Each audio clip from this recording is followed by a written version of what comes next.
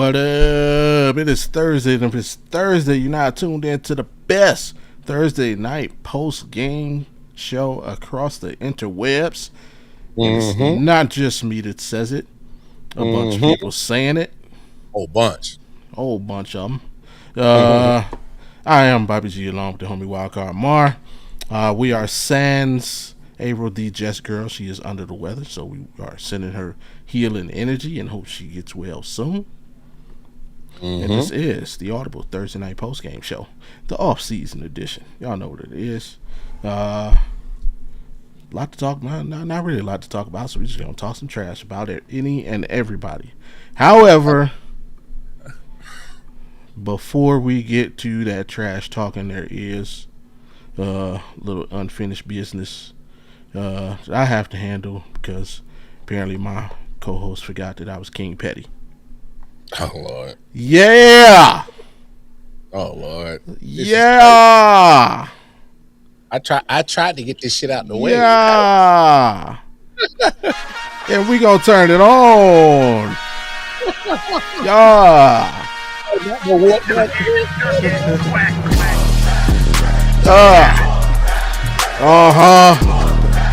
I like it. I like it. That's Big Willie. The Cleveland Guardians.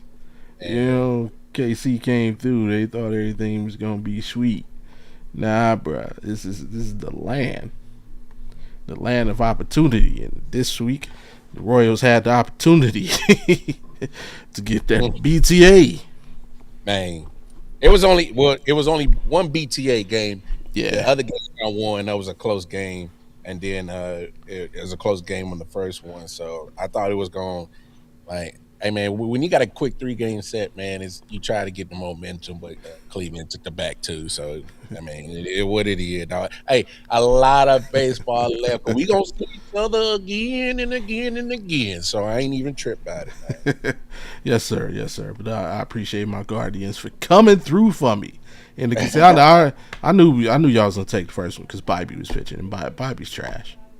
We need to trade that dude, man. He's trash. Wow. He's terrible. Yeah. So I'd already chalked that one up. I was like, oh, but we got Gavin Williams and then Cantillo. We solid. In the end, I didn't even expect the bats to come through. The bats came through. Yo, I'm gonna do it. I'm gonna pick another one tomorrow. But shout out to your man Jose Ramirez. Most played in a Cleveland uniform. Yes. You think of all the great baseball players that came through that organization, and for him to have the most games in that uniform, that's pretty dope, man. So shout out to Jose. I like him, but I hate him. I hate him. That man be killing us. But a baseball fan, I love his game. So shout out to Jose. Yeah, Jose B. Yeah, and I mean, he has to be. Well, I mean, he's definitely gonna finish his career as. But I mean, right now he's top 5 athletes in Cleveland history. Not only on the field, just like, bro, this dude is taking 2 massive pay cuts to stay in Cleveland. Right. Yeah, like he could be somewhere making $300 million a year, and consistently competing. And it's difficult to say consistently competing for championships because like we have good teams year in year out. It's like they just refuse to get that one piece that could put us over the top. Get over that hump. You know what I'm saying? So I should say he could be playing for a team that would be willing to get that extra piece. Like so. Yeah, man, you're right. Shout out to Jose. Shout out to Chase the Slaughter. Came through with that was like, did you really look at that replay? On the double he hit yesterday? No, it's how good he is. Yeah, but if you look at the replay, and shout out to your man Cole Reagans. Hope he recovers speedy. Yeah. Hey, that came right back at his hand, his pitching hand, and Yeah, and wow. he blocked it with his pitching hand, and it was Yeah, just like, self-preservation. yeah, oh hell yeah. At the end of the day, but that first warm up pitch was insane. Uh, that looked like Ricky Vaughn before the glasses. Uh, The second warm up pitch was insane, and then he hit a couple on target. But if you go back, and I know as a Royals fan it hurts your heart, but see, if you go back and look at the replay, because he walked the next two batters, mm-hmm. and then DeLauder comes up. Yeah, DeLauder was smiling. Oh, when he let that ball go, he smiled watching it come to the plate. I was like, "Oh shit!" Waiting on it because like the moment that Reagan shut out. What's that? I was like, "Come on, man! Like, hey, get Buddy out of here for Sergeant Slaughter come up." And they let him pitch to him. And I was like, I don't know if that's a good idea, bro. Because homie been coming out the gate of the season like on fire. So I'm like, I don't know if you pitched it, like, because you were wounding the duck, bro. So he threw that meatball and that thing went to flying. I said, oh Lord. I said, yeah, get Buddy out of there. And soon enough, they said, hey. Yep. Yeah, that bad joint was 3 feet away from being gone, being up out of there. Yeah. Yeah. Let's get Buddy out of here before it get crazy. What does that say? Say Royals ain't looking so good this year, homie.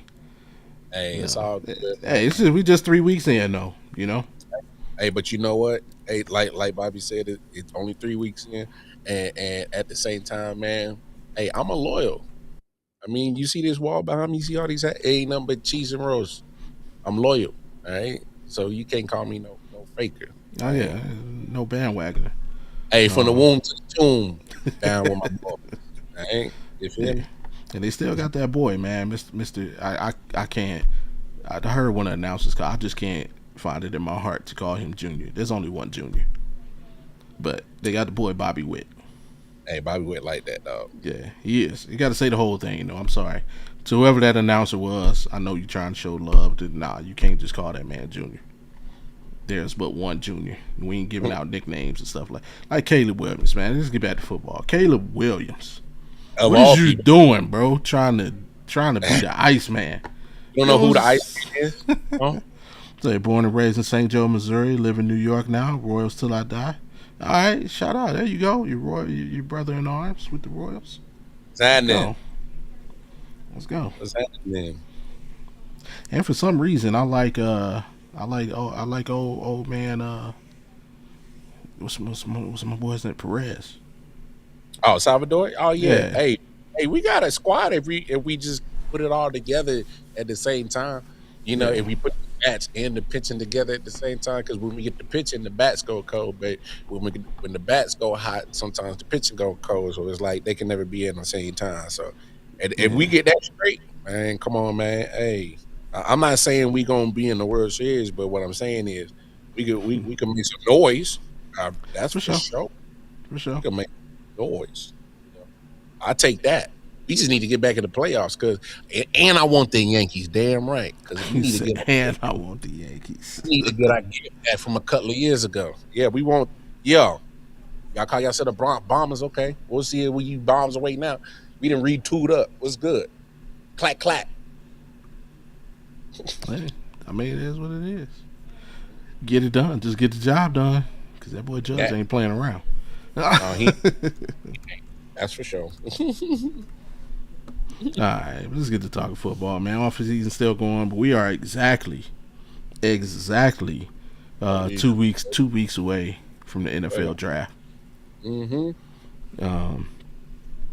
Which we will be doing the live watch along for round 1, at least. The rumor mill starting to heat up. You're starting to kind of hear what teams are interested in what players. The mock drafts getting a little bit more serious. Try and separate what's real from the smoke. And in the midst of all that, Mike Vrabel decided to ruin his life. Boy, what's wrong with you? Hey, bro. Hey. What?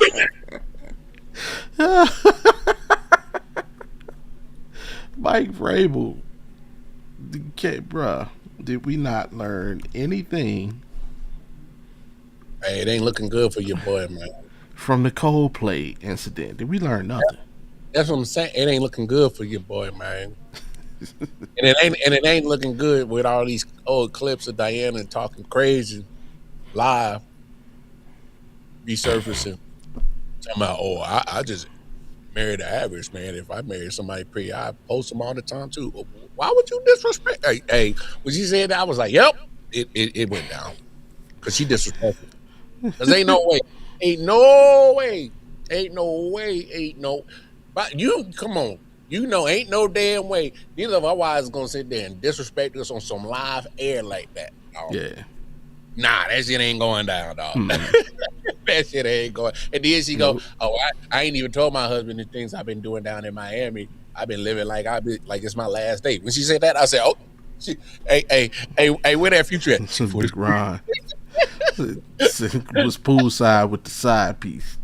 hey, where that Future mean? Hey, she for the streets. It's a cold word out here. She for the streets. I was like, damn. But shout out to Mike Vrabel, man. Hey, and then somebody else said, yeah. I heard what you be doing for your tips, what you be doing for your inside scoops. I was like, damn. What? I was like, damn.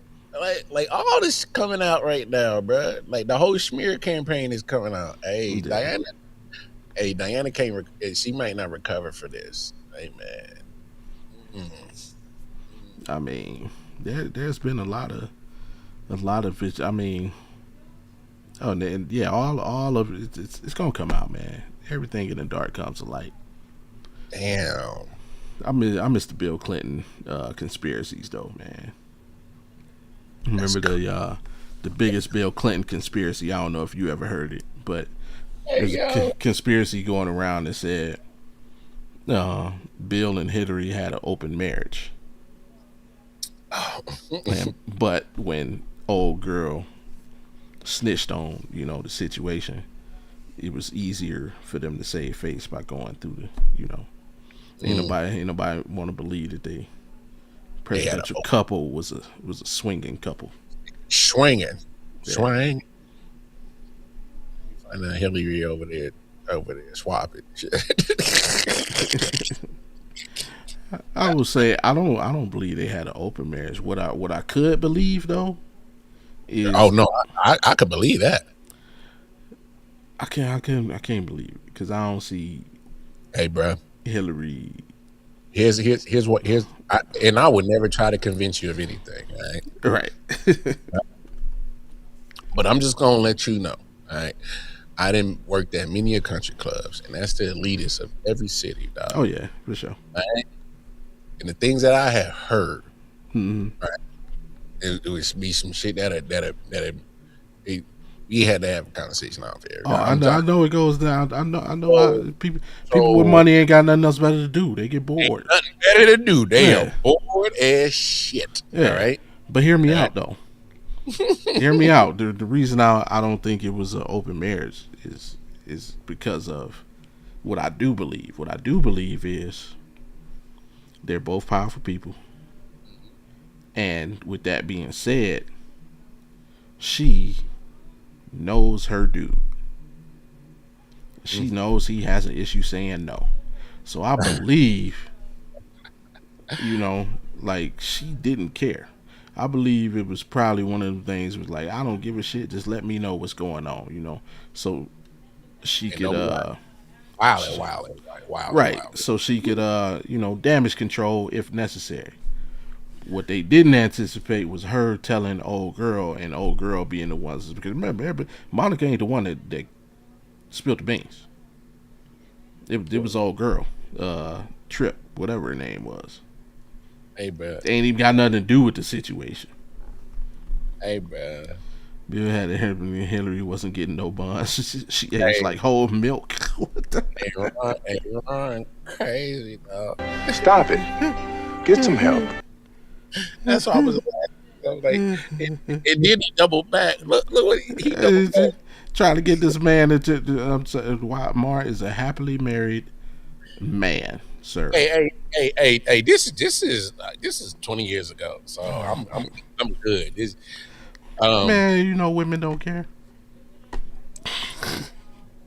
I ain't tripping about it. Look, first of all, I got the act right stick, so I ain't even tripping. He's What?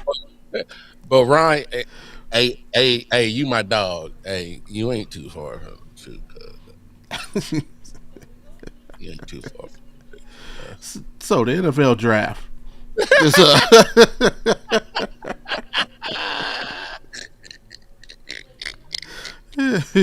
so the NFL draft is a few weeks away. Oh, that's And crazy. you know, are there any updates with the Kansas City Chiefs, sir? Any new rumors surface or anything Man. you're hearing that you like? I'm still tripping about how some of these mocks got us going for a left tackle or right tackle. My fault, or tackle in general, just offensive line. I'm just like, what is this? Like, I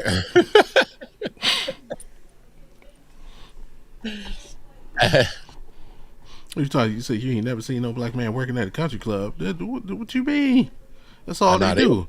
You ain't never all they- seen a black man golfing at the country club. That's what you ain't seen. you do. It's rare. Depending on spot you at. That's another whole nother conversation. But That's anyway, 10 years on that waiting list for the membership. hey, like a month. Except Steve Smith was able to get in. I wonder why. He had money, you know. No. For some reason, I think the people who are mocking offensive linemen to us, they didn't watch the Chiefs. Patrick Mahomes, when he had time, it's because he had a great pocket and the offensive line was working in sync. What really doomed us, and people got, you guys went 6-11 because the offensive line play was so bad. No, he had injuries on the offensive line. Bobby, tell the people what happens to your offense when your offensive line starts getting injuries. You cannot move the football. Oh, imagine that. You cannot matriculate up and down the football field. And then you go 6-11, and then your quarterback gets hurt. So, like, I'm like, did people really not? Yeah, he was. Did you not pay attention to the game? Because like that's what really bothers me about people mocking a offensive lineman to us at 9, and I'm like, like, we better know for sure this is like the next coming of Willie Roaf on the right side or Trent Williams on the right side, if that's the case. And I don't see that in nobody in this draft. So not a tackle. And that's pretty much the only thing that we need, because we're pretty much locked 4 out of 5 spots. It's not just the Chiefs, but I mean we've had this conversation. 2 through 9 is such a wild card situation. Yeah. And because you look at a lot of those teams from 2 through 8 got a lot of needs. So it's like, which one do you value or deem the most important one to knock out at that position? And then obviously there's going to be some trades. This is going to be some trades, obviously. So is it going to be trades within those first few picks where they just want to shuffle to make sure that they get the right guy? Right. Or is there going to be somebody like the Cowboys and say, Jerry Jones is always good and want to make a splash? And then, it's in Pittsburgh. So, you know about the Pittsburgh going against Cowboys all the time. Why would he not want to ego boost himself and make a splash in the draft while it's in Pittsburgh and gets in the top 10 and go gets his guy? We never know what happens. I've seen the Chiefs go from 27 to 10 to get Patrick Mahomes. They went up 17 spots to get Patrick Mahomes. So you never know what can happen. I think this is going to be so entertaining. This is going to be so dope. Woof. Oh my goodness. This draft is going, that first round is going to, that's first 10 picks is about to blow people's It's about to be crazy, All right. dog. Today's show, we'll go through this list, and this list is the current, the latest intel and questions for all 32 teams and 32 picks. They're speaking of the first round, clearly. This released on ESPN. It's released earlier today, so feel free to hop up there and take a look at it. And I don't know what the Raiders rumors is. we'll get to that, but since you spoke on the Chiefs, I'll start with them. And basically, what it is one question, and then basically what they're hearing, what the latest things are. So for the Chiefs, the question is, what is the most likely position focus for the Chiefs at number 9? The answer is Coach Andy Reid and General Manager Brett Veach should concentrate on adding to the Chiefs pass rush right now. Should Chiefs pass rush right now? The Chiefs don't have a starter on the edge opposite George. Karlaftis. That dude. Yep. By targeting one of the top defensive linemen, the Chiefs could help take the burden off defensive tackle Chris Jones, who often has to beat 2 offensive linemen to pressure the opposing QB. And that's coming from Nate Taylor. What we're hearing about the Chiefs, in talking to sources both in Kansas City and around the league, there seems to be no strong indicator of where the Chiefs will go with either of the first round picks. The Chiefs will see how the board falls and have needs at core positions such as offensive tackle, wide receiver, edge rusher, defensive tackle, and cornerback. A hot name to watch at corner is Jermon McCoy from Tennessee, if he makes it at number 9. I like him. All right, so that's the word on the Chiefs right now. Anything surprising you hear? Agree, disagree? Again, that tackle position. Really? Yeah. But McCoy, I like him from Tennessee. He plays a style of defense that Spags likes to run with his corners. He put you on the island and make you fight. So and that's what he does best. So that could be useful for sure, especially. But my thing is and me and my homie Chris Dow, shout out to him. We got the Chiefs podcast on Tuesdays. He made a great point. We just traded away an All-Pro that we drafted in the first round. So if you go get another corner, it's almost like you're chasing the tail. Then that was the point. Right. You should have just kept him and just signed him because you already know what you got. He's All-Pro. So, and the thing is, the Chiefs, Dave Merritt, who's been our cornerback coach, secondary coach, is phenomenal. I mean, do people realize all the free agents we lost in the secondary all got another contract in the offseason? Even people who were like reserves. Yeah.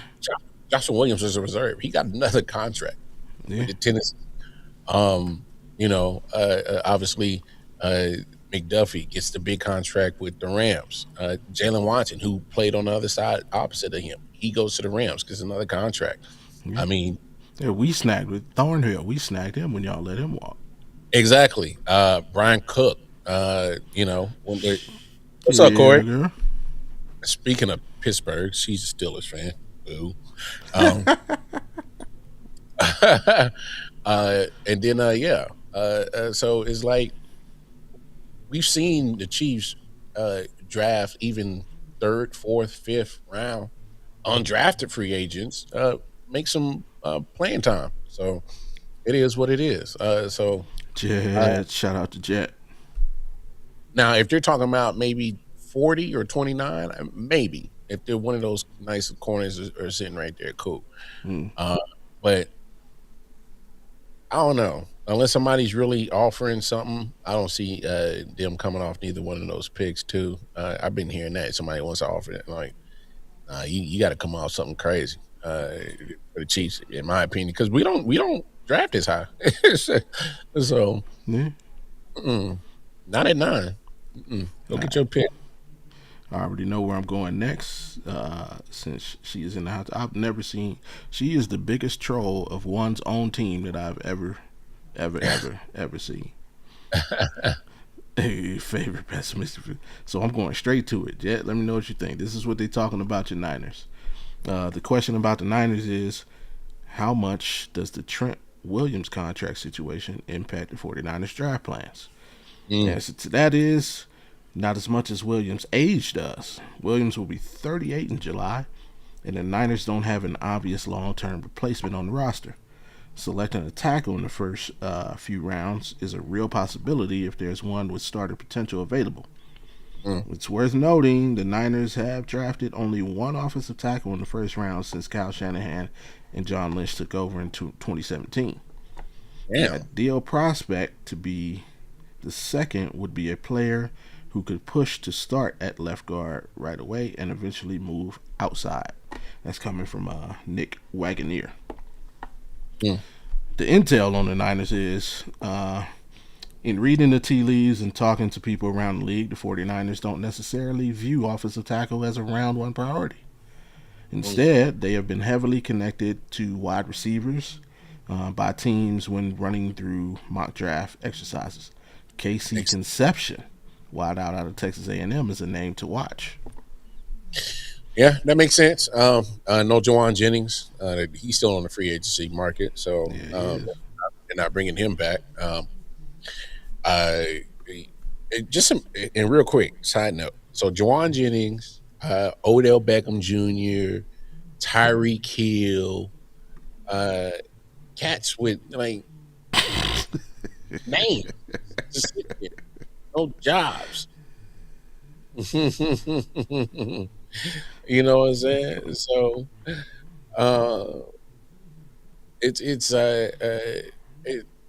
wide receiver makes a lot of sense for that team. For sure. They need the help. You got to get some weapons. Because I mean, we know what this league is. They want the ratings, they want the yardage, they want the the passing offense. So you gotta have the targets to go catch the ball, man. I like Casey too. I do too. I wouldn't be mad if he was in the brown and orange next year, but I mean, true. You got to retool. Like, regardless of what you think about Brock Purdy, the dude he's shown you what he can do when he has the available tools. So you just got to keep that two box full. Period. Yeah. Because that man was fighting some injuries last year, man. So if he's available and his tools are available, I mean, Facts. you can take all that Mr. Irrelevant shit out the window. The man plays ball. I mean, let's not fake the funk on that. But it is what it is. He's earned that contract because he does play well when he's healthy and he got his weapons. Yeah. I think the only still question. For me, I mean, I still would have been like, if you down a couple of weapons, I need to make sure that you elevate these practice squad dudes that we called up, and you can still move the football. So, that's just me. But they already paid them, so that's their problem. But as a football fan, I got question marks still. But it is what 49ers are still a dangerous team. Let's not sleep on that too. For sure. Even with all that turmoil, it's still damn near made it to the Super Bowl. Man, and imagine all the people that, obviously year in and year out, they're one of the heavily injured teams. So getting some people back, hopefully. So that might make a difference too. And Greenlaw went back. So we'll see what that means. So, hey, man. Niners wouldn't hurt a ladybug. It's crazy. They break for ants. That's crazy. What? Crazy. All right, since we got Corey on board, we might as well head see what they talking about with to the whole city, huh? Steelers. All right. The question for the Steelers is, what are you hearing on the Steelers targeting a QB in round 1, round 2, or 3, or at all? Sure, go get one. That answer. It seems unlikely the Steelers will use their first round pick on a quarterback, but don't rule out a selection on day 2 or day 3, even if Aaron Rodgers returns. New head coach Mike McCarthy and the scouting staff have been doing their homework on several prospects in the quarterback class, including Carson Beck out of Miami, Drew Aller from Penn State, and Garrett Nussmeier from LSU. Both McCarthy and GM Omar Khan have been transparent about their signature caller wish list: long arms, big hands, and a knack for thriving in the cold weather. That's coming from Brooke Pryor. The intel on the Steelers. The Steelers might not have a clear-cut quarterback of the future on the roster, but one internal source said they won't be forced to draft one this year. That source noted Pittsburgh will play the board first, and that Will Howard, last year's 6th-round pick, has fans in the front office. Wow. Will Howard is your answer.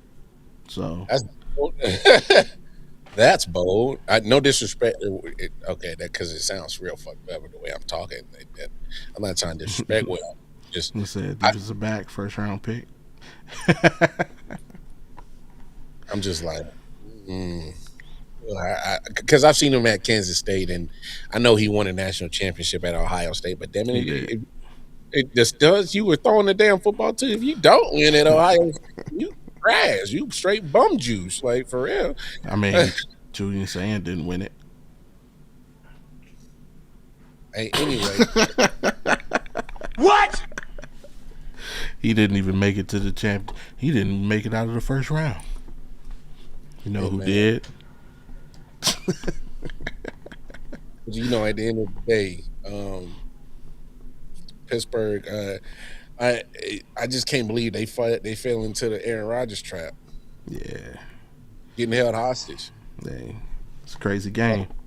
Like, bro, come up with a decision, cuz. But you knew as an organization that after the season was gonna be done that you was gonna be dealing with this shit.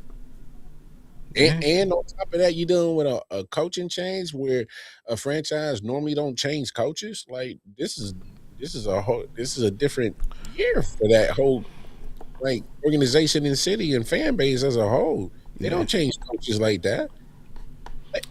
This is their 4th coach. Yeah. Y'all understand what I'm telling y'all? This is their 4th coach. As a diehard Cleveland Browns fan, and this season isn't even as a Browns fan. This is as a fan of Mike Tomlin.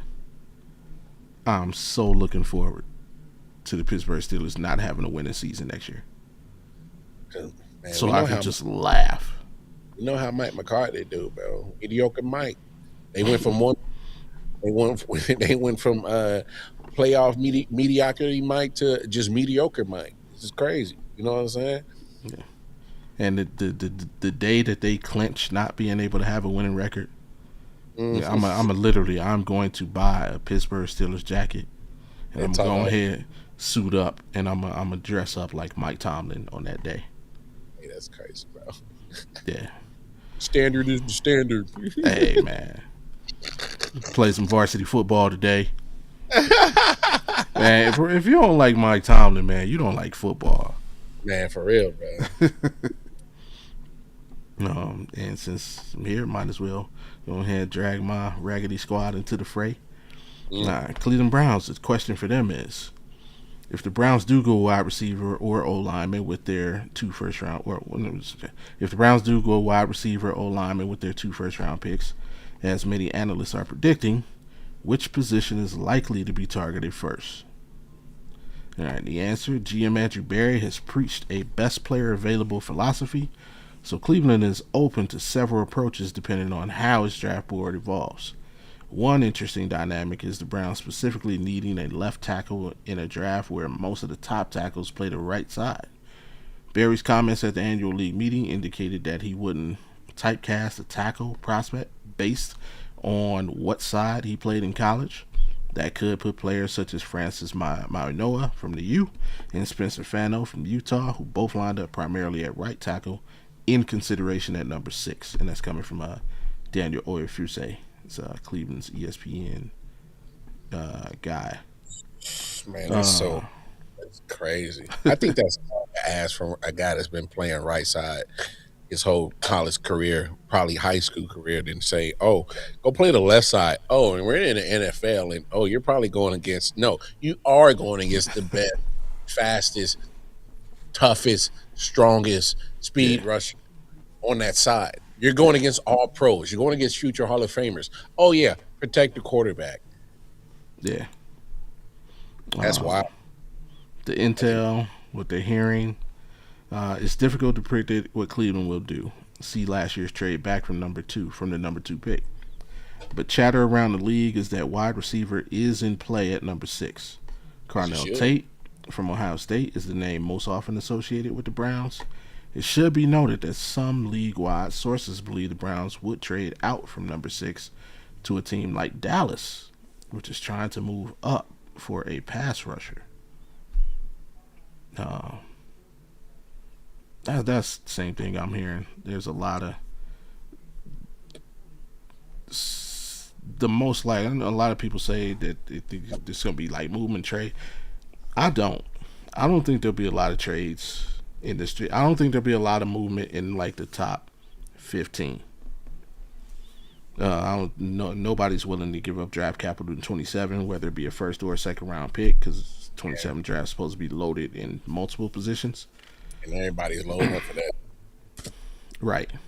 So it's like, but the one prime real estate position for a trade up, unfortunately, in this draft, I think is ours. I think we kind of have the sweet spot because we do have that second pick. If we didn't have 24, I don't think there would be as much noise um, coming for us to trade back. I'm not a fan of it. I would like to see us just take Monroe Freeling. I agree with you. Like we tried the experiment of drafting a right tackle and trying to convert him to a left tackle with Jed Wills. That didn't work out. And I mean, not only did we try that experiment, it was Andrew Berry who did it. Mm. So it's like, If you do that again, bro, right? It's like looking at the way he approached the draft last year. It looks like he's learned from previous mistakes. If he makes that mistake again, that's a you're like, fireable fit. bruh. So That better work out. it has no choice. Because Um, I gotta fire you after that. Because if you make that same mistake twice, bro. yeah. Um, with that being said, I like Monroe Freeling. I don't see him falling past like 13 at the latest.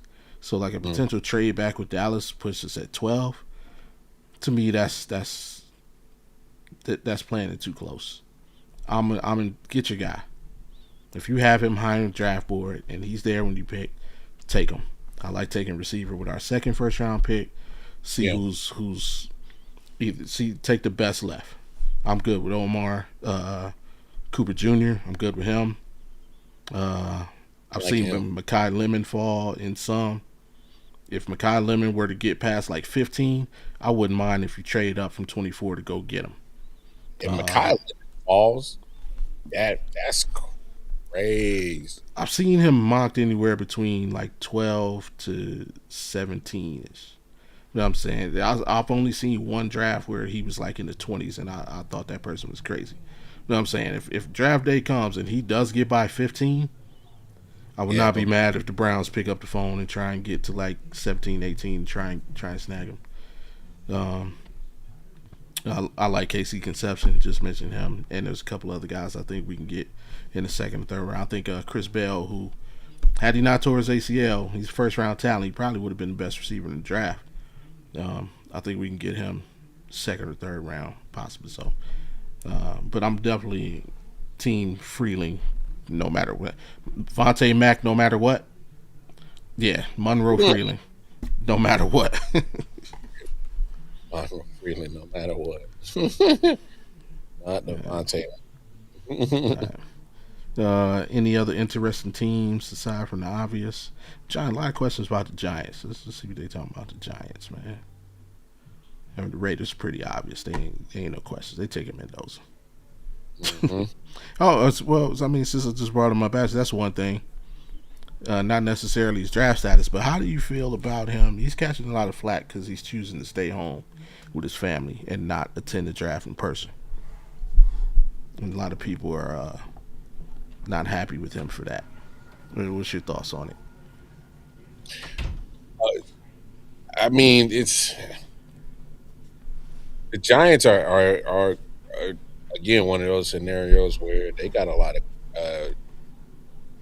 needs that they got to address. Now, I would definitely count them out of the offensive because But did you hear what I asked you? No, I didn't. I was gonna fake the funk like a motherfucker. Stop it. Get some help. Oh man. I said, my bad. Since I brought up Fernando Mendoza, he's made it known that he's not going to attend the draft. He's going to stay at home with his family, and people are giving him a lot of flack for that choice because he's supposed to be the number 1 overall pick, and he's a quarterback. You know how you feel about that? You mad at him for choosing to stay at home with his family versus attend in person? Hey man, when you know you're the first overall pick, man, you do whatever the hell you want to do, bro. Yeah. You want to be at home with your family? All right, cool. I don't care. Like this is his moment. This is how he chooses to spend it. Why should anybody else care? Yeah. I mean, it's been done by other players. That's what I'm saying. Yeah. Not the only, but first that comes to my mind is our guy, Joe Thomas. I remember when he got drafted. Man was fishing. Yeah, he went fishing with his pops. He man fishing, bruh. Yeah. So, but I guess, people are just, it's the whole quarterback thing. You're the face of the franchise, and you're, again, round 1, pick 1. So. I'm trying to tell you, bro. To tell you. And people just want to complain. That's what it is to me. My whole thing, obviously, I've never been drafted. I don't know how that situation worked, but it's like, what if? I mean, I'm sure you only get a limited amount of invites. So it's like, what if he wanted to celebrate with his entire family and not just the 5 or 6 people that they allow you to bring? And who knows what? If because I don't know the situation. Like, do you got to pay for? Like, so you probably get a certain amount of spots, and then I'm pretty sure there's probably some. I don't know how they do it, but regardless, hey man, hey, see, this is the moment of mind your business right here that I need people to understand. What? Mind your business. Like, get out of that man business. Like, chill out, man. Like, let's talk sports. Yeah. Like, what does this have anything to do? So what? Like you said, there's been many of first round picks that are projected to be in the top 10 that have just decided, like, nah, I want to spend it this way. Yeah. Who cares? Yo, y'all need to smoke some of this shit with me, or y'all need to touch grass or something. Y'all need some coochie. That's what it is. Stop it. Get some help. All right, back on the Giants thing. That'll help him. Shit. This is not Friday night, sir. This is Thursday. Well, it's my Friday. I'm off the next 2 days, so I'm without shit. The Giants, shout out to the homie Randy. Yeah. The question about the Giants facing. Let's say the Giants are on the clock at number 5, and their top options at wide receiver, offensive lineman, linebacker, and corner and safety are all there. Which direction do they go? The answer to that, the Giants' biggest need is right guard, where they're without a starter unless they have full confidence in Daniel Falala and or Evan Neal, which seems nearly impossible right now. But would they really draft a right guard at number 5, even if that player could later slide out to tackle? Absolutely, that'd be crazy. Instead, the Giants could go the best player available route, but who would be the best player at that spot? Ohio State safety Caleb Downs or Buckeyes linebacker Sonny Styles? If those are the choices, linebacker it is. And that's coming from Jordan Rennan. The intel getting from the Giants is, talking to league sources, the Giants wouldn't be shy about drafting an off-ball linebacker at number 5, making Styles a real possibility at that spot, as Jordan alluded to above. New coach John Harbaugh has always considered the middle linebacker spot to be important, and Styles fits the mold of what Harbaugh has loved in players such as Roquan Smith. Yep. Absolutely. Yeah. If they don't take Sonny Styles, I'll be absolutely shocked. Because hey man, we talking about this dude got the potential to might be the next great linebacker, man. The dude flies, and the only issue is they got to fix this Dexter Lawrence situation. Can they He, fix the Dexter Lawrence situation? I don't think he want to be there no more. Uh, and then I've been hearing Kayvon Thibodeau might be on the move. So then, if that's the case, then that opens up a D tackle and edge rusher that they got to replace. Um, I don't man again the Giants are part of that scramble that I could definitely see them take best BPA best player available.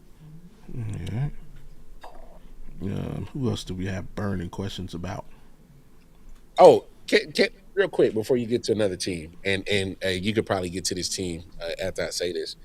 Can I interest you Titans fans on getting Jeremiah Love at that pick right there, and just hear me out, Titans fans. Y'all got y'all fancy, nice little little uniforms. They cute. They cool. They cool. All right, they not too shabby. All right, new logo. You know, they about to go into that new nice fancy ass Is it? Is stadium. it though? Is it a new logo? I mean, it's it's a play off the Oilers and the Titans smashed together, so it's cool. I think it's cool. But remember when y'all had DeMarco Murray and a young Derrick Henry in the same backfield? It worked out pretty well for you. Yeah. It worked out pretty well for y'all. Can I interest y'all in a Tony Pollard, Jeremiah Love backfield? Can I interest y'all in Tony Pollard, I think he's a phenomenal running back. All right. But the bigger Jeremiah Love could be the yin and the yang, and we know what J Love do. We talking about potential him being Bijan, a CMC type running back. That's what their projections are. All right, so imagine that with Tony Pollard, and imagine both of those guys in the backfield. Who do you cover? And just imagine the help that it brings for your young quarterback in Cam Ward, and then say in the future, you got the backfield of Jeremiah Love and Cam Moore. Let them grow together. Those are two positions on your offense you probably would not have to never worry about if you do it right. You know what I'm saying? For at least the next 8 to 10 years. You feel me? And then start getting your weapons with your other picks. Because you already made a lot of moves on your defense, so you already been addressing your defense. Y'all in your past, y'all have addressed the offensive line. Peter Skoranek was one of your first round picks a few drafts ago, so y'all still can apply that to that too. I know y'all need some secondary help, but I'm just saying, help your young quarterback out with a dynamic running back, and it'll make Cam Moore's life a lot easier. Then you can, when you got both of them cats on rookie contracts, then you can start building the weapons. Hey, I mean, who knows? There's some wide receivers still out there. They need a job. Maybe Juwan Jennings, you can holler at him and probably get him to come off his high ransom of a contract and say, hey, bro, you've been sitting out here for a while. You might want to come down on some shit. You know what I'm saying? Or whatever. I mean, I'm just saying, Titans fans, I'm just saying. I'm trying to sell y'all on something that I think will help your young quarterback and help y'all future, man. Because especially with your boy, what Dayball coming over now. Mhm. That man knows how to put some good offense together as a good OC. We seen him do it. You know what I'm saying? Just saying. And that is a tremendous segue. Because what question is facing the Tennessee Titans? Will the Titans take the leap and draft Jeremiah Love at number 4?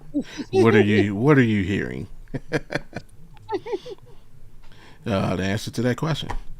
It's very possible. The idea of adding a playmaker who can help Cam Ward and the offense score more points is intriguing, especially with Love being a 3-down back, who the Titans feel fits the mold of Lions running back Jahmyr Gibbs. But Mm-hmm. although Titans coach Robert Saleh has preached the importance of a strong running game for a young quarterback, He's a defensive-minded coach who loves to rotate the defensive line.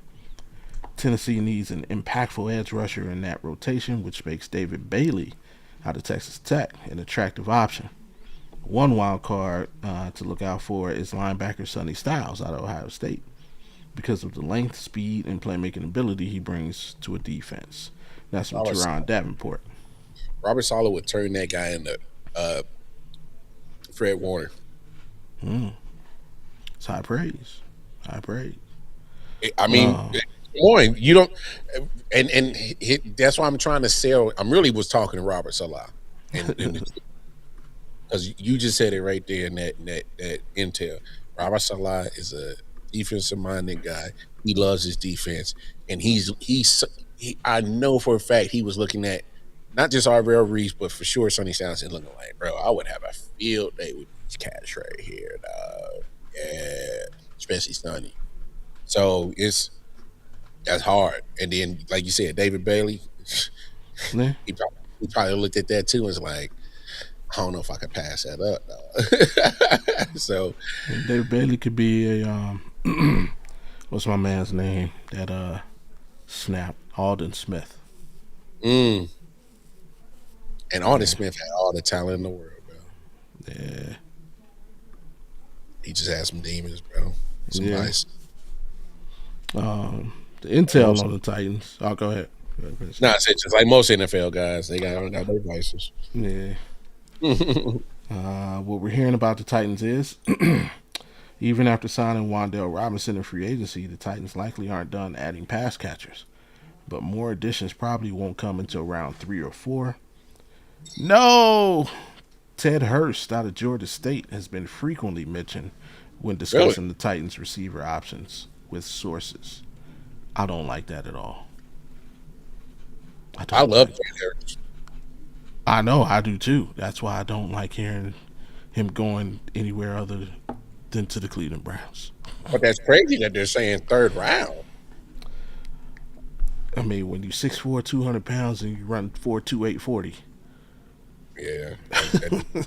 And you come from a small school. If he went to Georgia or Alabama or Ohio State, he's first round pick. Yeah. Because I was looking at his film the other day. I was like, the man can. I mean, if you polish his route running and get him to use his hands a little bit more, he. I'm not saying you could turn the man into Randy Moss, but the man might be nasty though. Yeah, because this is where he runs by people. He's already a mismatch. He's already a mismatch, and he's running past you. Yeah, I would love nothing more than my Cleveland Browns to pick this dude up. Hey, bro, that's fade and corner routes all day in the red zone. What's good?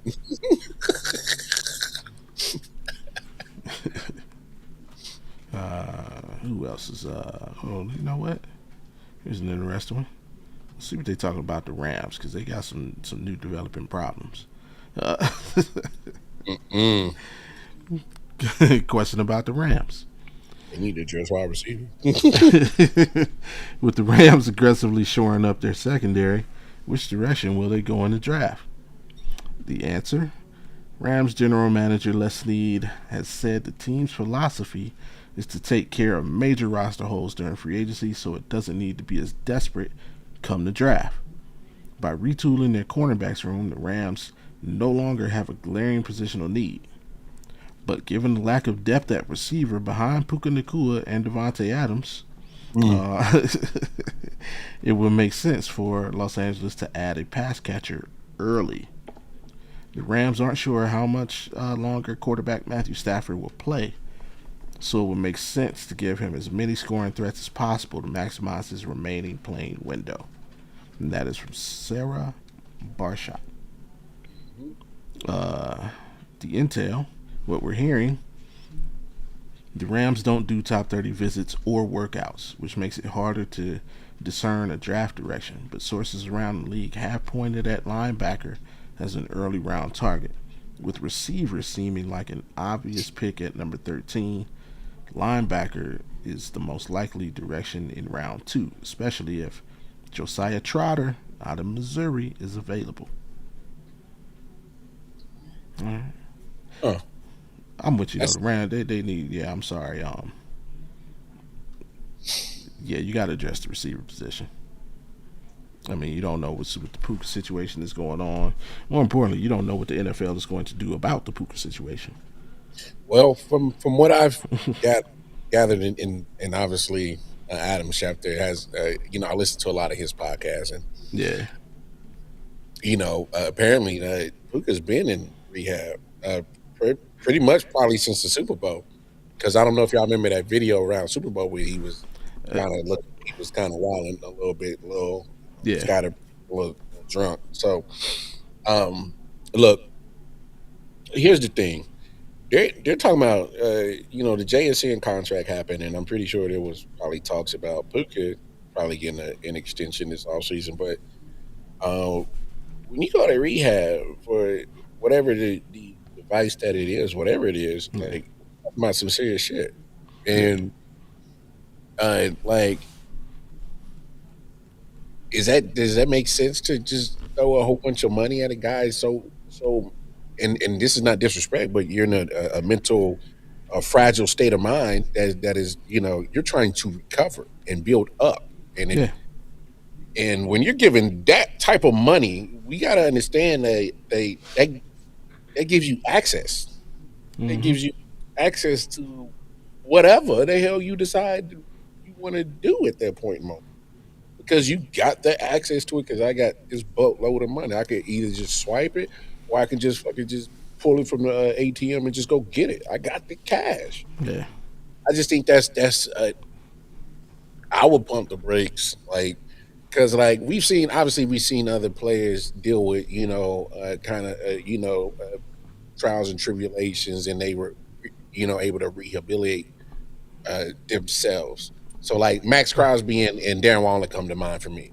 yeah, They dealt with their demons and they rehabilitated themselves, and then they became the player that we saw them become. right. Puka's It's falling. a star already.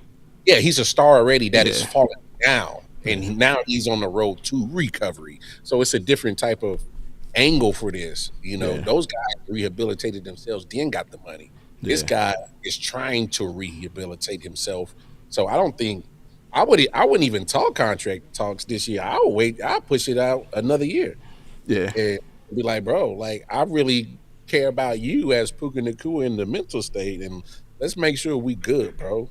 You know what I'm saying? And let's get through the season and let's see how it goes. But and in the I would, meantime and in between time, we're gonna draft you damn right. Because he's right there in USC. He's right there in your backyard. It makes total sense. You've seen him clearly every week doing what the hell he was doing on Saturday night. Sean McVay would be silly not to take him. Because imagine and not to say Tutu Atwell was a great wide receiver, but he managed to make his plays every now and then with Sean McVay. Imagine what Mekhi Lemon can do. Because I think Ty Lemon would be a huge upgrade to Tutu Atwell as your third wide receiver, barring Puka comes back and you still got Devontae. So, I mean, that'd be a nasty three-headed monster. We know you love tight ends, but imagine you got all your tight end sets and you got actual three wide receivers that you can alternate throughout the field. Come on, bro. Come on, Sean McVay. You love your offense, bro. Like, that makes total sense right there.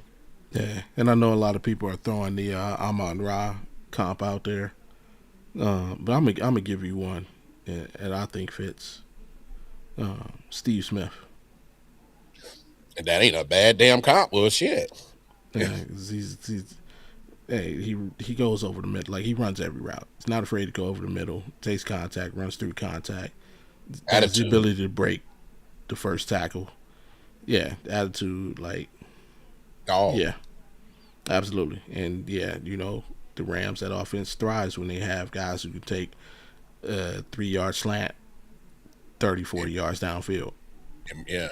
Oh, that's a great comp, bro.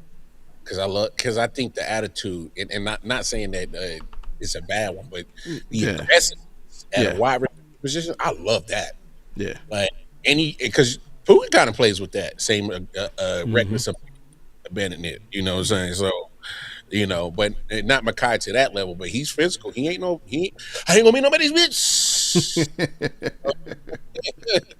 So, hey, I like that. Let's go ahead and keep it in division, man. Go with the defending champs, man. They lost a lot.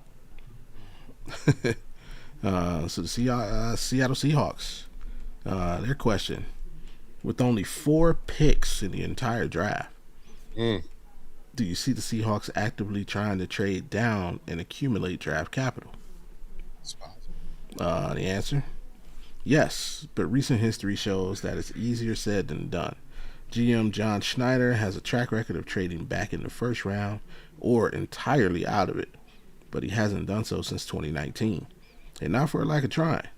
In the 5 drafts since in which it has had a first round pick, Seattle has had discussions about moving back before ultimately staying put. So although the team likely will be interested in making more than 4 selections, the right deal must be there. I also don't get the sense that the Seahawks love this draft, which could temper their desire to significantly add to their pick total. That's coming from Brady Henderson. The intel. It's no secret the Seahawks want to add a running back in this class, and I've heard Mike Washington Jr. out of Arkansas has met with them in the run-up to the draft. All right. Yeah. I've heard that as well. I've seen, his name escapes me, but the backup from Notre Dame, I've seen him mock to them in a few mocks. Hell, I saw one that mocked him at the end of the second round, and I saw one the other day that mocked him with the first round pick at the end of the first round. It's crazy. That's a huge jump. But even though I don't think there'll be a lot of trading in this draft, one scenario I could see happening: if Ty Simpson is looking like he's going to fall out of the first round, somebody's gonna get him at the bat. That's the spot I'm looking at. Seattle. Yeah. Trade back up, trade with Seattle, so you can get the 5th year. Yeah.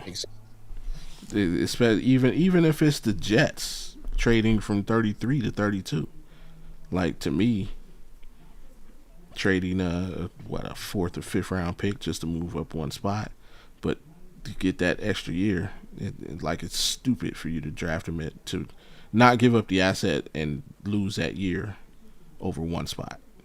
Yeah. So, shout out to AP. What's happening, bro?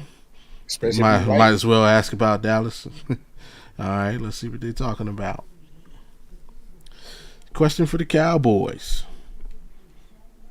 are the Cowboys serious? No, that's not what it says.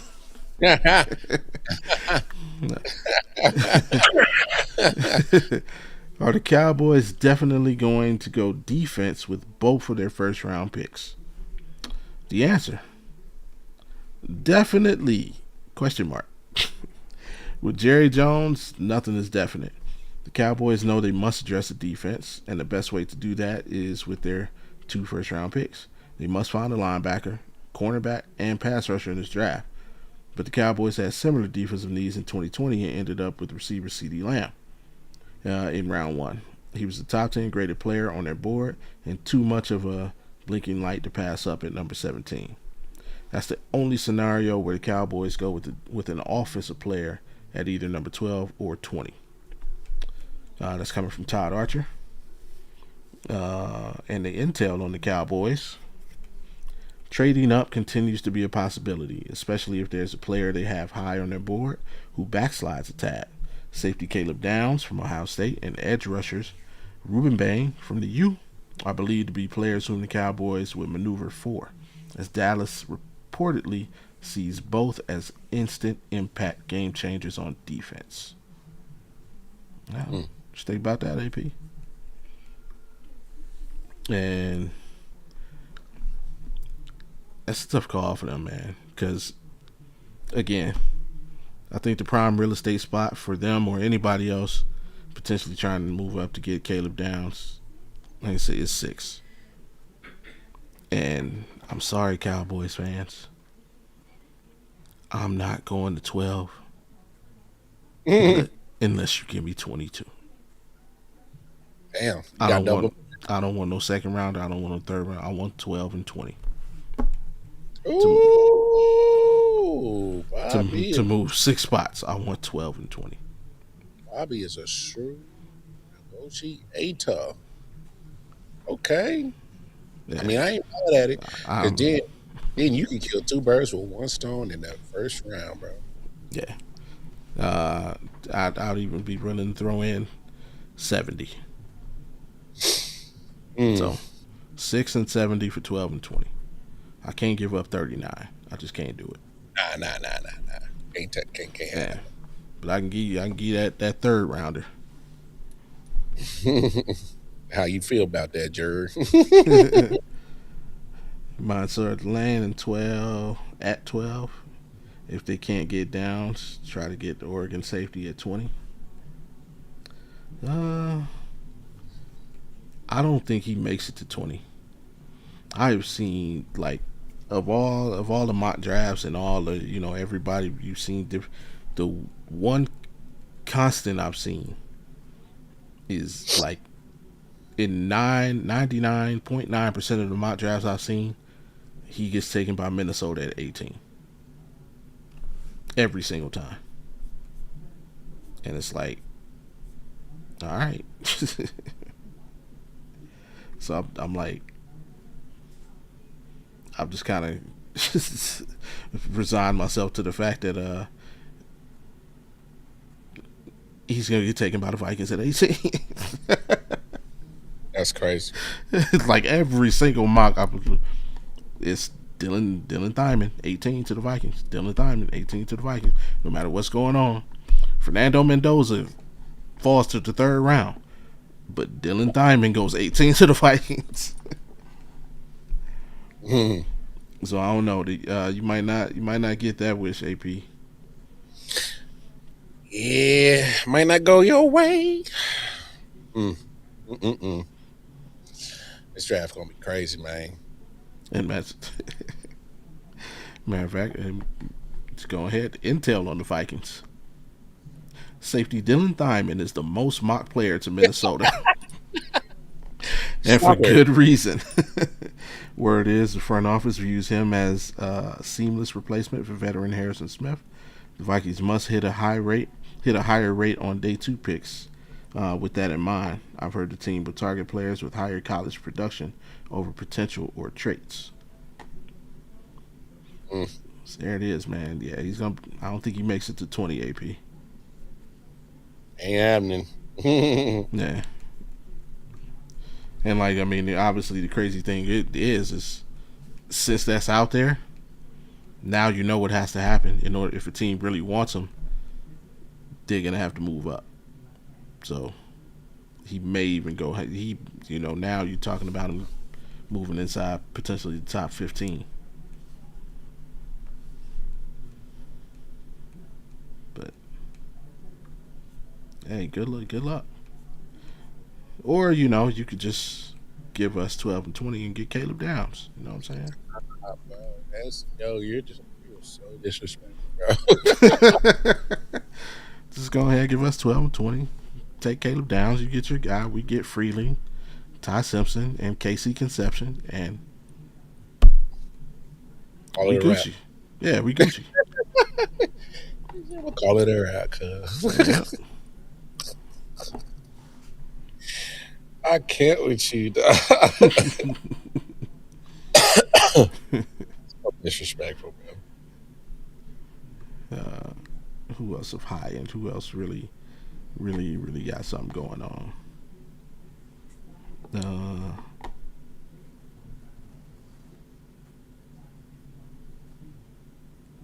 they're not interested. He said they're not interested. They're not interested.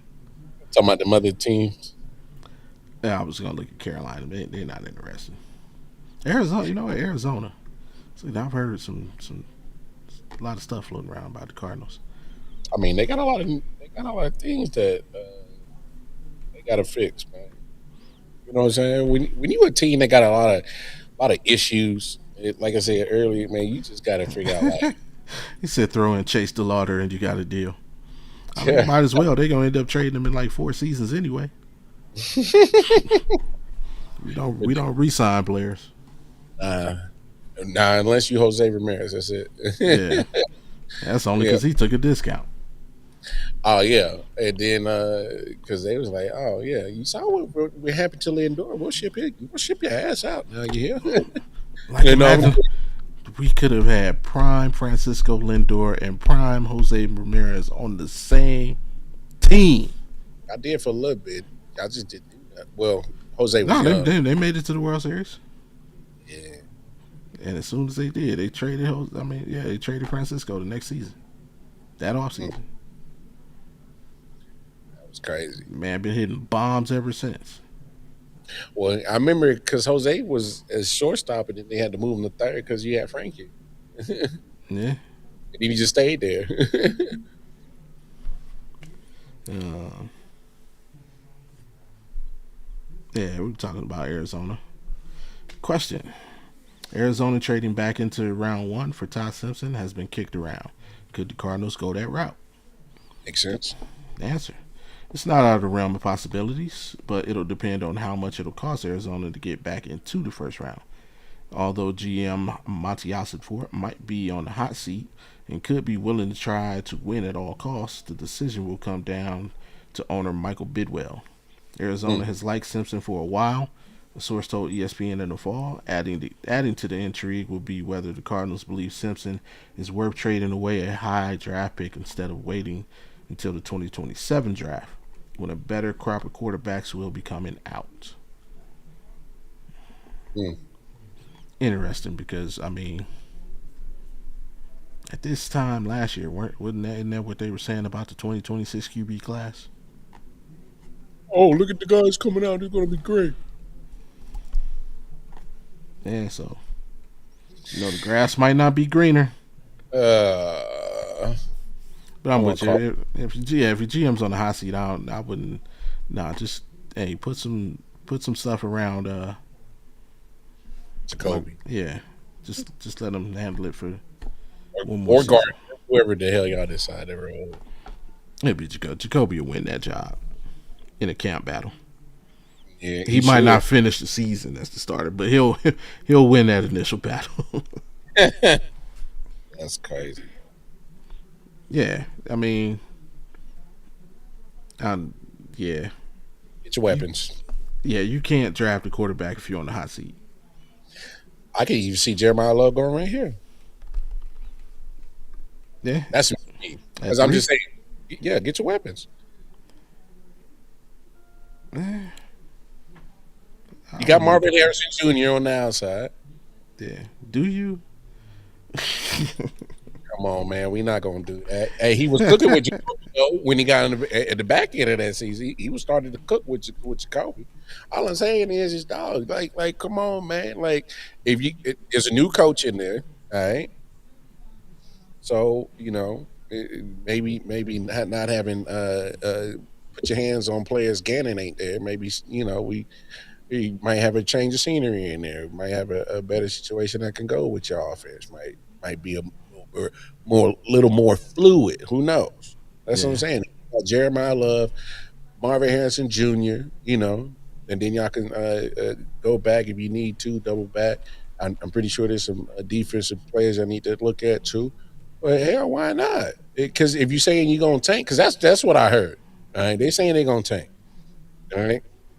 So if that's the case, if they're waiting for the quarterback next year, then go get him next year. But make sure you at least got him something decent to come to. And so But see, that's the thing. I can't if you're on the hot seat, you can't tank. You have to show that you're competing. So yeah, but the quarterback not gonna fix all their problems. exactly that's that's why I'm with you. Like, so I don't know. Ty Simpson ain't gonna. I can't. And I like Todd Simpson. I think Todd Simpson's the best quarterback in the draft. Yeah, I heard you say that. I heard you say that before, and I was like, okay. I was like, even the first guy, and he was like, yeah, you stood on it, so I'm okay. Yeah, it's this, and it's not even like if they drafted him, like I wouldn't mind. I'm just like if I'm on the hot seat, I can't draft a quarterback then because if he plays like a rookie, even if he shows that he's the guy, the team still has to do well enough for the owner to extend me, or I might not be around for his success. So my goal now becomes trying to. What we win 3 games last year? Okay, now I have to win at least 7. Just to save my ass. Yeah, so I might be with you on the Jeremiah Love train, or trading back. If I can trade back, maybe pick up another second round or third round asset. Yeah, I'm still taking someone else, but then I might look to trade back into the first after I get another talent. That might be a move, but my only first round pick being Ty Simpson at number 3, I'm not sure. and it's a lot. It's a lot they need. But here's the crazy thing about Ty Simpson: if he gets to the second round, I would actually get past the first round. I should say. I think there might be a bid war at the top of that second round to go get him if he gets out the first. I can say that's why I think it starts. If Ty Simpson, if the Steelers don't, and I know there's been a lot of saying, we just read the Steelers thing and they're saying that they might, but if he gets past 21, yeah, I think it's gonna be a lot of. I think you're gonna hear a lot of stuff talking about this team called this team for a potential trade. They're not gonna say for who, but you just gonna. And I think all of that noise is gonna be around somebody trying to come get Ty Simpson. Don't the Rams got a first round? They do. Let me go back right to the Rams. Click. They traded. They traded to y'all. Oh yeah, for yeah. Yeah. Never mind. Okay. Yeah, they had 29. Yeah, I'm tripping. I should have known that. Yeah, because there was talk before that move was made. There was talk of the Rams potentially taking Ty Simpson and letting him sit behind Stafford. Yeah. But now that's out the window because, Puka decided he wanted to go around biting folks. Hey, yo. Stop it. Get some help. Bro, why is he biting people? That man took a true bite out of crime, bro. You can't be biting people in the thighs. Hey, bro. He said, thing looking like a chicken leg. Come here. And I don't want to say what I'm going to say because it sounds like you can blame me, but it's not. So I'm going to leave it alone. Yeah, let it ride, bro. Rams got ATL pick. Their first pick. I think that is the Falcons pick. Yeah, because their pick was 29. They traded their pick, so yes, they have the Falcons pick at number 13. But they traded their pick at 29. Their picks are 13, 61, 93, 207, 232, 251, and 252. Yeah, I thought that would be a nice landing spot for Ty. Yeah. Like I said, he makes his pass. Just go down. I'll start from the Rams. The Rams at 13. You got the Rams. You got the Ravens, no QB. Tampa, no QB. Detroit, no QB. Vikings, doubtful. They could do anything. No, didn't they? Who did they sign? Who's that? Didn't the Vikings sign somebody? Or they rolling with JJ? No, they got Kyler. Right. That's what I knew they got somebody. So no QB. Panthers no QB. Yeah, Pittsburgh is really the first spot where outside of like the top 10 teams who could potentially. After them, you got the Chargers no QB, Philly no QB, the Bears no QB, Buffalo no QB, San Fran no QB, Texans no QB, and Patriots no QB, and Seattle no QB. So. Yeah, if he gets past Pittsburgh, picks something else, I think all the rest of those teams' phones could ring. I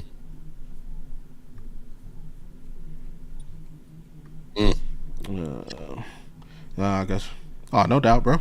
Appreciate you tapping in, man. Make sure you hit that like button and subscribe, man. We here every Thursday, 9 Eastern, even all off season. Since I'm on, matter of fact, since I'm on Buffalo, see what they talking about. Buffalo. Question: does the DJ Moore trade mean the Bills can pass on wide receivers early in the draft? Answer: not quite. Trading for Moore gives the Bills flexibility to not have to address wide receiver in the first round and prioritize other needs, but it does not mean the position won't and shouldn't be considered early. I'm giving up on Keon Coleman that quick.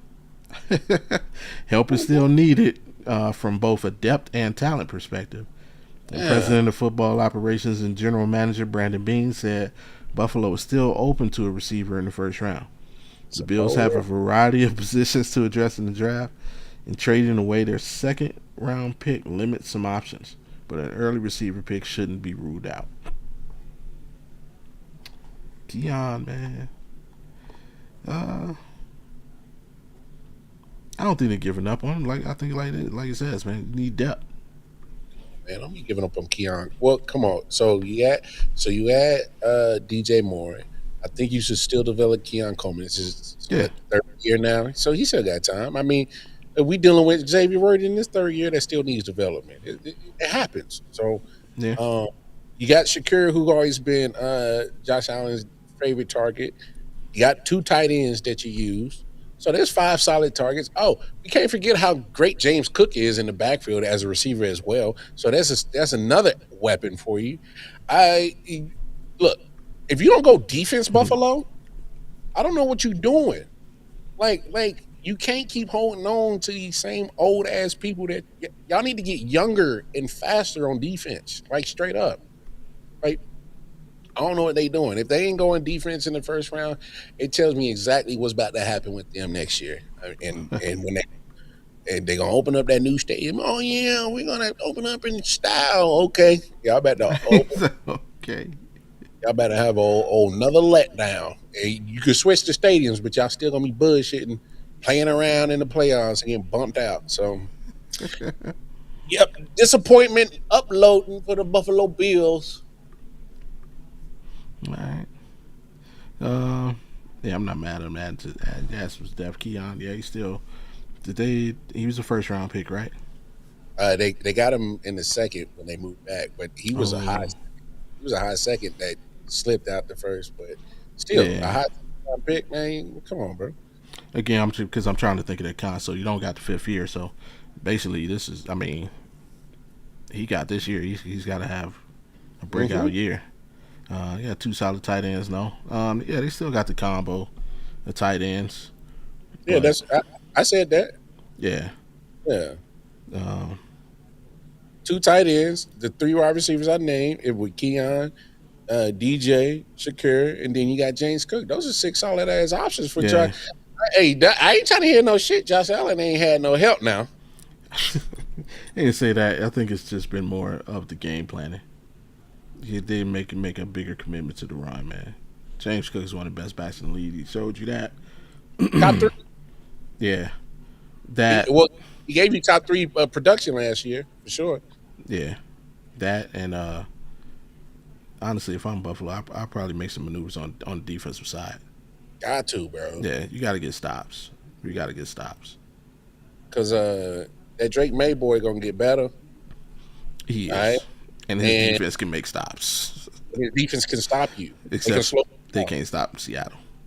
Well, that's another topic. But, honestly, their defense played fine. They couldn't move the ball, which led to, I think, Seattle getting more possessions than they should have had. Well, and then, and no disrespect, like you just take your OC and move him to head coach. You elevate him. So, I get there's a lot of familiarity, but like, how much is really going to change? Because I'm pretty sure he was heavily involved with the offensive implement anyway. Because Sean McDermott was a head kind of defensive kind of minded coach anyway. So yeah, I'm pretty sure he let Joe Brady pretty much have laissez-faire, full runnage of the offense anyway. So, but now he has to run the full team. So, but I don't know. Joe Brady might surprise us. I mean, And Jersey fans is right. I mean, the coach is the coach because of Josh Allen.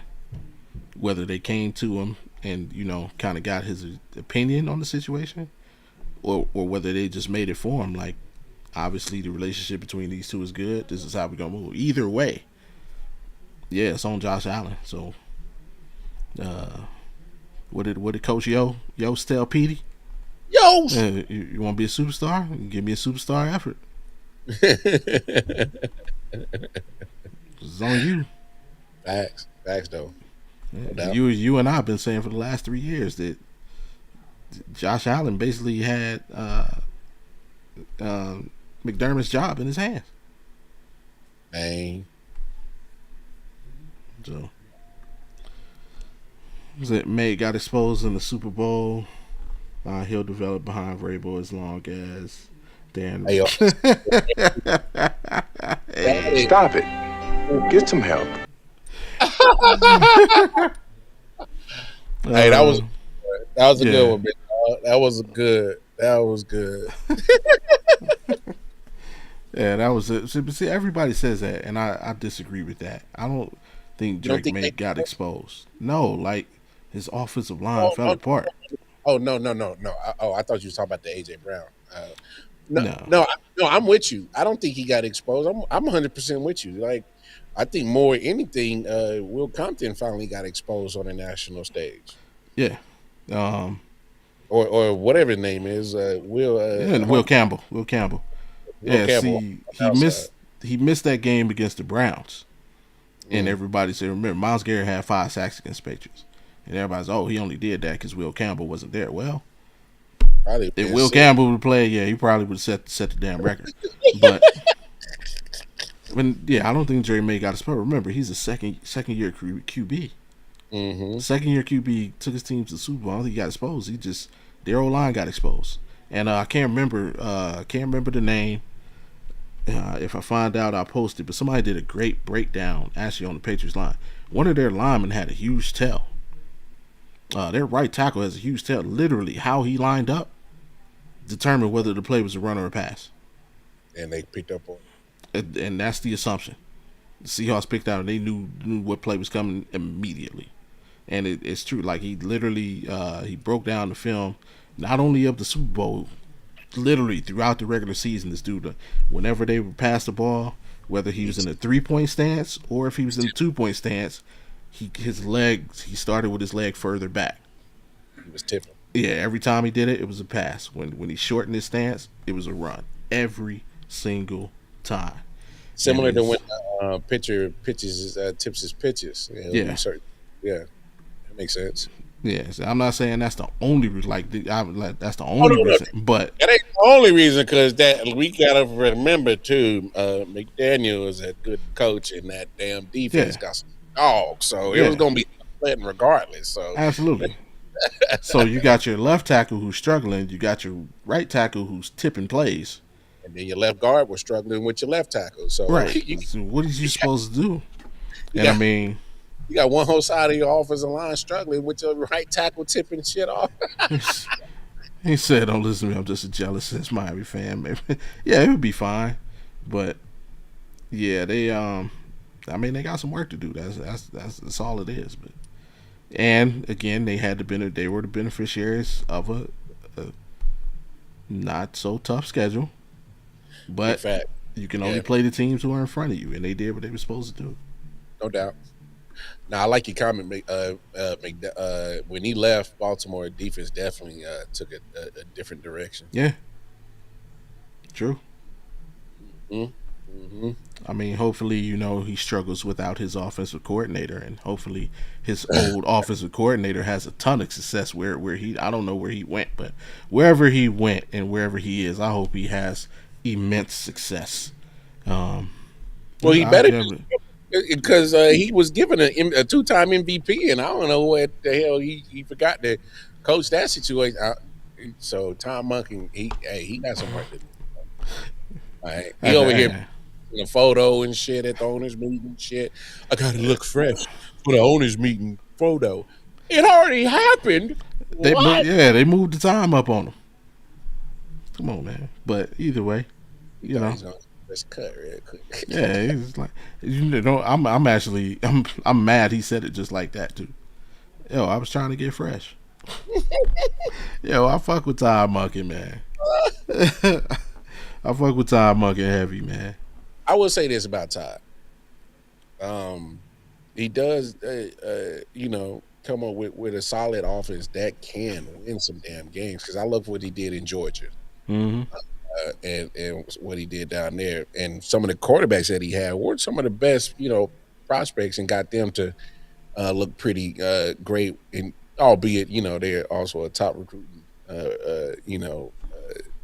in the top 10 damn near every year. So they have studs too. But I love what Todd Monken had did with them that point in time he's with Georgia. It's just that I'm over here looking like, damn man, what happened in Baltimore, man? Y'all should have been racking shit. Like, I mean, in theory, they were like, offensively, yeah, especially last year, the way that they was going off. Yeah, Lamar's year went up. Like the year he had his second MVP, his numbers blew up. 40 touchdowns and 4 interceptions. and Derrick Henry was over there acting him off fool. But I think it was more hey, we appreciate you, bro. It was more like shit down the stretch of the seasons that I was more like, especially in playoff time. It's like Todd Monken, I was confused with some of your play callings. Like play to your strengths. Like, you know what I'm saying? So it's just shit like that. You're like, come on, Todd Monken, what you doing? But hey, he's solid. His second go around in Cleveland, so we'll see what happens, man. Yeah. All right, but we didn't have people hostage long enough, man. Plus, we got like 3 more shows to do tonight. Shit, that's a lot. I'm taking my ass. Yeah, I'm getting in the shower because I smell like outside. I'm going to bed, bro. That's the worst, ain't it? Bro, that's what I'm saying. I'm over here right now cringing in my skin because I'm like, bro, I can't wait. Wash this outside of my dog. Come on, I need to get this off me, bro. I think that's the worst. I think that's worse than telling somebody they stink. You come in, yo, bro, you smell like outside.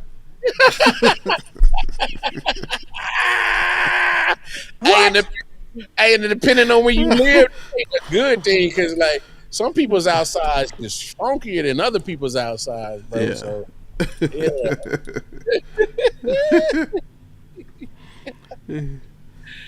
Malik Willis MVP.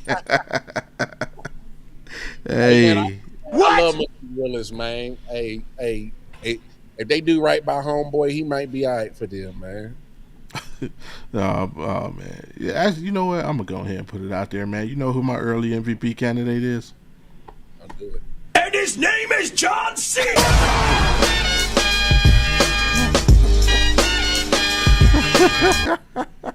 I was like, oh, don't do it. I just knew it. You're like, cool. No, man. We appreciate everybody for tapping in, man. Everybody know what you got going on for the rest of the week before we get out of here, man. Man, y'all just make sure y'all bring your asses back here. Same channel, same Audible crew tomorrow for Audible Fridays. Hey, man, I think we turned up today, man. Y'all already know what we really go down on Freaky Fridays, but shit get strange around here. Shit gets spooky. So, but other than that, hey, take care of yourselves. Take care of each other, man. I'll holler at y'all tomorrow, man. Y'all know what it is. Yeah, absolutely, man. Tap in with us tomorrow for the regular Audible Sports Podcast. The Sports Meets Life and Culture. We come up with something fun to talk about, a little bit more risque. And, yeah, man, hey, we appreciate everybody tapping in. Shout out New Jersey fans. Hey, man, hey, come back tomorrow. But if not, hey, we're here every Thursday at 9 Eastern talking NFL.